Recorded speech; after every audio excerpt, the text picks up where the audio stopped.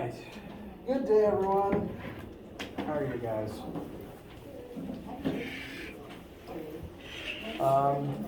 For one, sorry for the number of emails you got from me this morning. At least through Brightspace, I don't have a way to email one section at a time.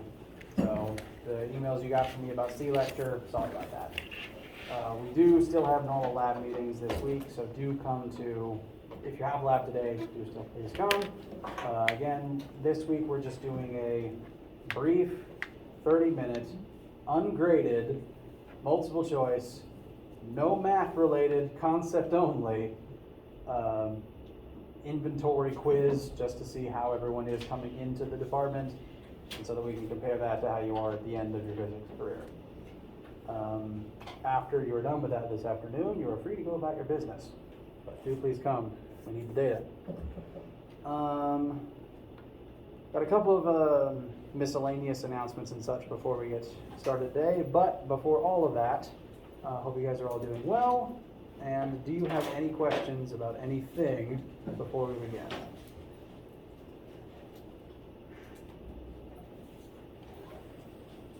Okay. Do please ask any questions you have at absolutely any time. Some minor announcements. Looking briefly at the calendar. The homework the first homework assignment, which is a combo of chapters 1 and 2, is already live.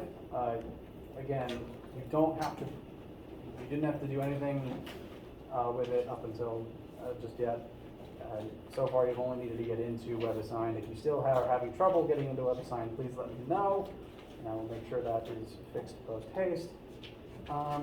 That first assignment, I'm anticipating it actually being due the week after what is currently visible, probably starting Monday the 13th, because I'd like to spend this and next week making sure we go over everything related to everything on there and start.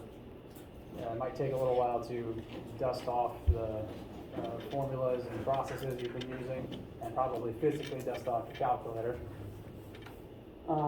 Additionally, do please come to lab this week. Next week, though, please correct me if I'm wrong, this should be Labor Day, right? And also please correct me if I'm wrong, the school is open that day? I disagree. So even if you just only get this particular section off, I am still in favor of getting a break that day, because if you remember the last couple semesters at PC, if you're not a freshman, we tried to compress the entire semester down into as few weeks as possible, which included cutting out breaks, which was miserable for everyone involved. So I think in general we need more breaks, especially when no one has any attention span or focus left, because we're all dealing with the world as it is right now. So, at the very least, even if you only get my period off next week, I'm not going to hold class on Monday, because everyone needs a break, even if it's just after the start of the semester. And if we're not meeting Monday, that means we won't meet for lab that week. We won't meet in the lab room itself. I will alternatively be giving you something that you can work on your own time. A brief it's the assignment I was going to give you anyway, but shortened and retooled to just be review questions that you can work on with each other outside of the lab setting. I just wanted to give you guys that little bit of a break before we get into the nitty gritty of lab, and it is Labor Day, so it's nice. Okay. So, do come to lab this physical week. You don't have to come to lab physically next week.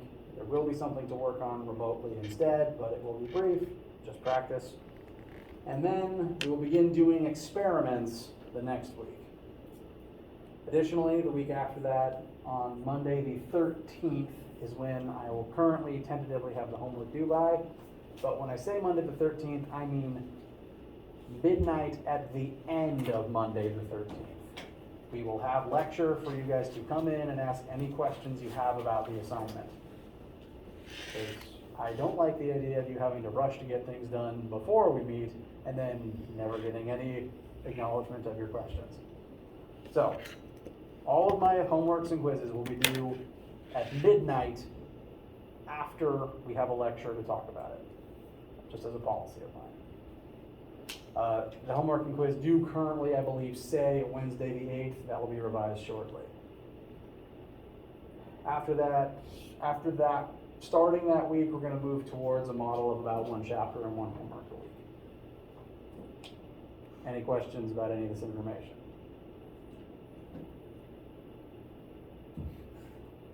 Excuse me.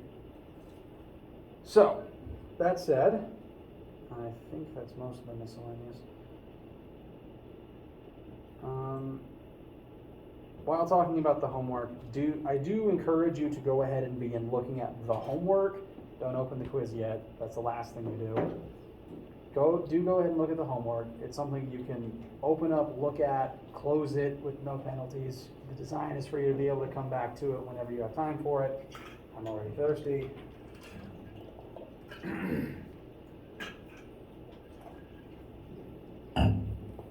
Do go ahead and begin looking at it, because today we're going to be talking about some of the first formulas and measurements and calculations you're going to need to be able to make. So the information of the day will get you started, and the sooner you start on it, the easier it will be to continue it and finish it.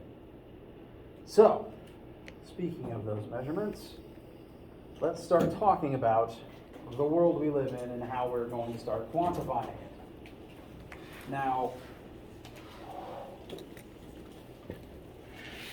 we live, in terms of our physical space around us, in a 3-dimensional universe, which means that any 2 points in space can be described in relation to each other based on how far apart they are in the x-axis, how far apart they are in the y-axis, and this part is a little difficult to draw, how far apart they are in the z-axis, which is depth. So, more realistically, on this flat board that has width and height, depth would come straight out of it, but again, I can't draw that. So I will tend to draw it looking kind of like you're looking into the corner of a cube. That's how most people, I think, try to render it artistically. So 3-dimensional space. And each of these axes, you can draw positive or negative, forwards or backwards. Now, today, we are only going to begin looking at 1 dimension. Let's just, for example, stick with the x-axis for now. 1-dimensional motion means you can only move in 2 directions, forwards and backwards, all of this taking place on the same infinitely long line. So everything we do today will mostly be in terms of forwards or backwards, east versus west. In the coming days, we will eventually expand that to include the y-axis and start looking at 2-dimensional motion, which I'd say the easiest example of moving 2-dimensionally would look something like this, up and forwards at the same time, or eventually down and forwards at the same time. So this is going to become the bread and butter of the semester. I don't think I have anything planned to start talking about 3-dimensional math, because that makes things not 1/3 harder, but about twice as hard. So I'm not planning on that. That's not part of this class. I will acknowledge the z-axis when relevant, though. But for now, 1 dimension. Now, I've already said multiple times, physics is the study of the universe. In order to study the universe, we have to measure the universe. And the things that we are mostly going to be measuring and calculating within this class, Physics 1500, are going to have to do with motion and forces. This class, if I could summarize it in a single phrase, I would call classical Newtonian mechanics, which is to say, you see something move and you can calculate its motion and the forces acting on it. The stuff that Isaac Newton was doing. We're going to be focusing primarily on movement and forces.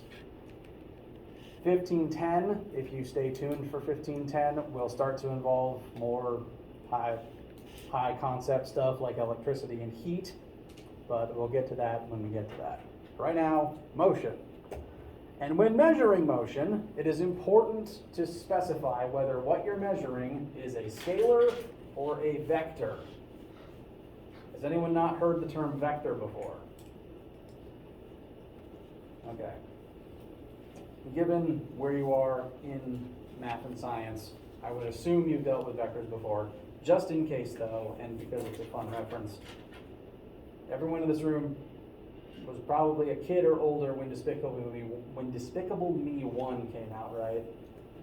I'm culturally obligated to remind you that the villain of that movie was named Vector, and he did successfully describe a vector as a magnitude with a direction. So kudos to Illumination for getting that part right. So, when I say the word scalar, that just means a number. Either because it has no direction, you didn't measure it, or it can't have a direction. There are going to be several scalars that we measure in this class. It's not actually up here, sadly, but I'd say one of the most important scalars is time, because you can't have 2 hours north. You can travel in a northward direction for 2 hours, but that north part is attached to the movement, not to the time. Make sense? So time measurements are going to be part of most of our formulas for the entire class. None of them will be vectors. What I mean by that in terms of the notation is, if I am describing a part of a formula as a vector, if a variable is a vector, it will tend to have one of a couple different symbols on it. This is the one I will most commonly use to symbolize that a quantity is a vector. It's basically an arrow with part of the arrowhead ripped off. If a variable has this symbol above it, it is a vector. It has a direction as a part of its definition. Some textbooks use this, which I don't like because sometimes it gets mixed up with like a fraction. That's just confusing. So I tend not to use this one, but it might show up in some published stuff. Sometimes I will use this symbol, which represents x direction.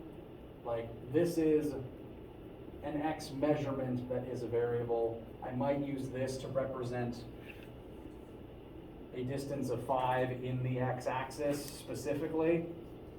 The symbol itself is, I've heard it called either a hat or a caret. It's basically the same symbol that you would use on a keyboard to designate to the power of, like just as an example, 5 to the power of 3, something you might have typed out before. You will have to be able to type in this notation when using WebAssign sometimes.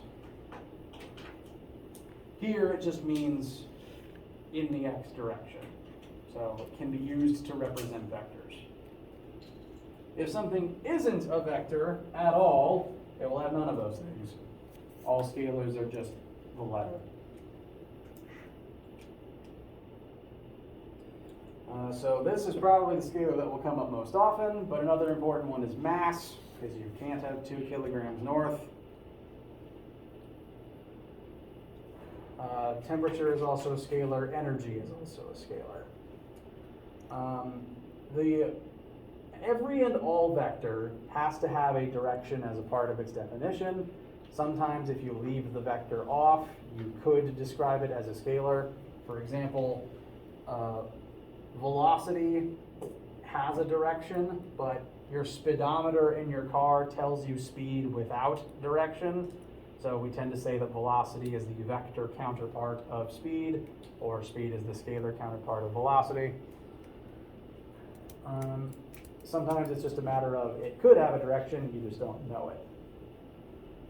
We will try to define the definition. We will try to add directions wherever applicable though, because knowing it, if it exists, tends to be better than not knowing it.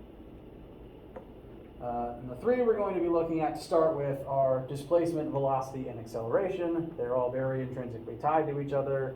And since we're going to be talking about mostly how objects move this semester, we need to start with the 3 variables that immediately define motion. So, the definitions of these 3 variables. First is displacement. the physical length between 2 points. Also, you could call it the change in location that one object undergoes. You're going to measure that predominantly in meters, but some problems might give you miles, some problems might give you feet, but meters is the metric standard we're going to try to stick with. In formulas, because I'm a human, which inherently means I'm an inconsistent mess, I will probably write out displacement in any of these 3 forms, depending on the question. Textbooks and published sources like to use delta D, because that's change in displacement, quite literally. I think I'm predisposed towards using delta X or delta Y, just depending on what axis we're looking at. I think my brain likes that specificity. But all of them refer to displacement in some dimension, and again, they can at times be used interchangeably. Refresher, what does delta mean in math? Change in, very good. So change in X position, change in Y position, and these are the vector arrows that tell you that there is a direction attached to this. And again, we're mostly going to use meters for this. So quick sample. I'm going to be putting a lot of these questions probably in terms of coordinate systems for simplicity's sake. I will also be updating the PowerPoint on Brightspace with the most up-to-date slides. So if you're basing that, what you're looking at on your own notes on what was on Brightspace, it is going to change periodically as I add in examples or swap things around. You might not have this on your tablet yet or your laptop yet. It'll be updated shortly. But right now, just as practice, let's say you begin at the origin of a coordinate system, and then you walk 10 meters in the y direction. What is your displacement? 10. You started at 0, you went towards the 10 point. And officially, if we were to actually do the full math, delta anything is always final minus initial. So in this case, 10 minus 0. So our final displacement is 10 meters in the y-axis. Listing the y-axis is important. So 10 meters in the y-axis. You could write that like this. You could write that like this. However you want to indicate it. You could do it in entirely words as well. Next, let's say that we begin at the 40 meter mark on the x-axis and then walk towards the 30 meter mark on the x-axis. What is the displacement in that case?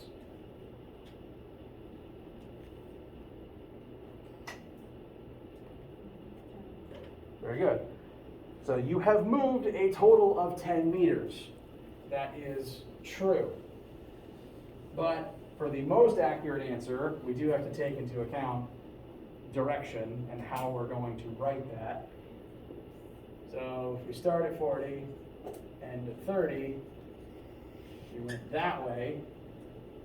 And if this is a standard coordinate plane, typically this direction is the positive x and this direction is the negative x. So we went in the negative direction, which would be represented in our math if we did the full thing. Delta D is always final minus initial, and in this case, we end up at 30 and started at 40. So that would give us negative 10 meters in the x-axis.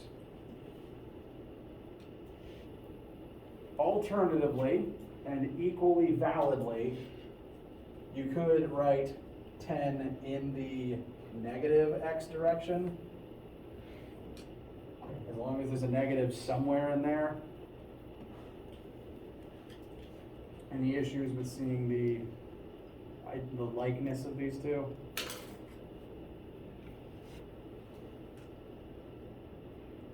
Okay. Next, all three of these variables are related by factors of time. Displacement itself doesn't have a time component, but velocity is taking displacement and applying, making it a function of time. Velocity is displacement divided by time. It's not just how far you moved, it is also in what amount of time you performed that action, which ultimately gives you a speed and a direction. The classical formula for that is V equals delta D over delta T, which is slightly more specific than the old-fashioned speed just equals D over T. This does give us slightly more information. We're often going to measure that in meters per second, and so whatever the velocity is, if it's 60 meters per second, that object will move 60 meters in 1 second, which is very fast.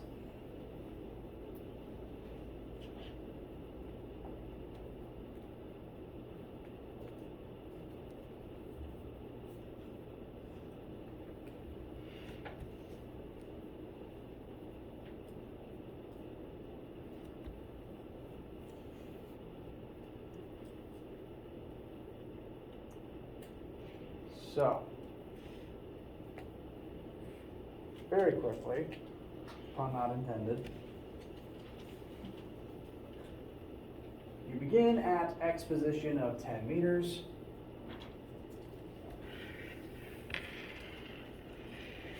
X, and then we're going to run in the positive x position, x direction, sorry, at a velocity of 6 meters per second for a time of 3 seconds.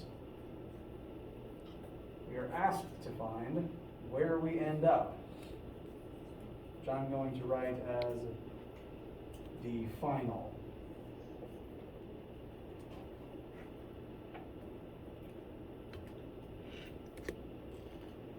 We have the information we need to find the answer. Yes, we do.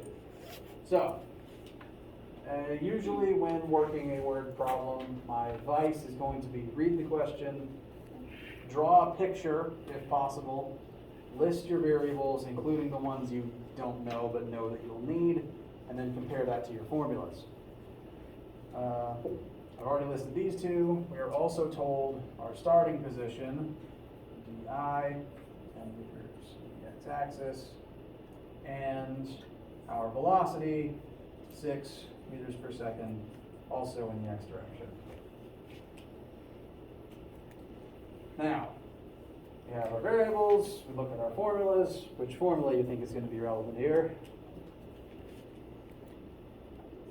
The one that so far has velocity in it. So, we were actually told, where is it, how fast we were going.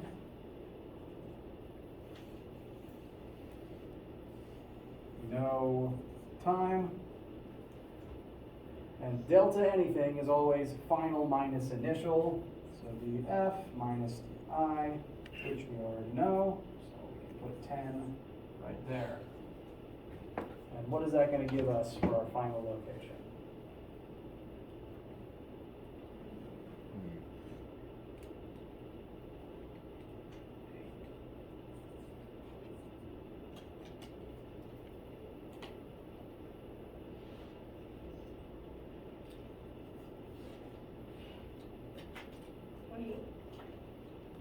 Yes, 28.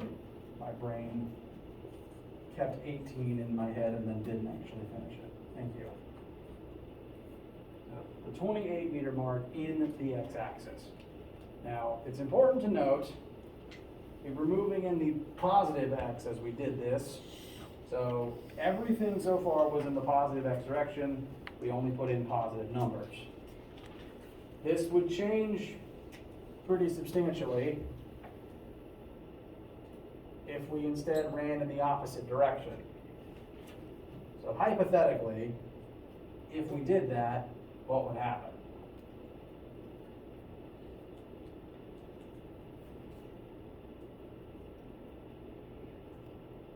-8. So we simply moved in the opposite direction, and that changed our displacement accordingly. Or it changed where we wound up accordingly. Now I imagine you guys have been doing speed equals distance over time stuff before, so this is mostly review and reminder of how it works on a coordinate system. Any questions? Okay. Now, I want to, at least briefly, start talking about acceleration before we take a quick pause for my vocal cords.